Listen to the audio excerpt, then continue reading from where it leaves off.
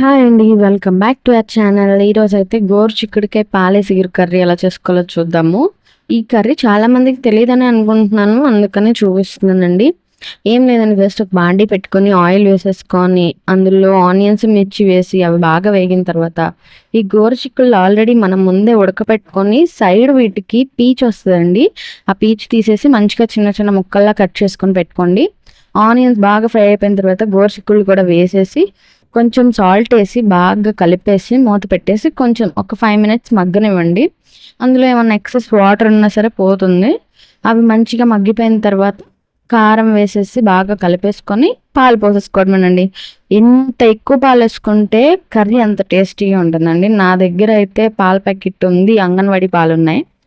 So నేను ఎక్కువ ఉన్నాయని చెప్పి అవే వేసేసాను. టేస్ట్ అయితే మాత్రం కర్రీ చాలా బాగుంటుందండి. ఆ పాలు వేసేసిన తర్వాత అది మంచిగా విరిగిపోవాలి పాలు అనేవి, అప్పుడే కర్రీ టేస్ట్ వస్తుంది. ఇక్కడ మీరు చూసినట్టయితే ఇదిగోండి, నేను పాలు పోస్తున్నాను కదా, పోసేసినాక ఒక 5 మినిట్స్కి కలుపుతుంటే అవి విరిగిపోవాలి ముక్కలు ముక్కలుగా. అప్పుడు మనకి కర్రీ అనేది బాగా వస్తుంది. సో ఇక్కడైతే మాకు ఆల్మోస్ట్ కర్రీ అయిపోయింది. అంతేనండి, ఇది ఎవరైనా సరే సింపుల్గా చేసేసుకునే కర్రీ 5 మినిట్స్లో అయిపోతుంది. అదిగోండి, రెడీ అయిపోయింది మన గోరుచిక్కుడుకాయ పాలేసిగురు.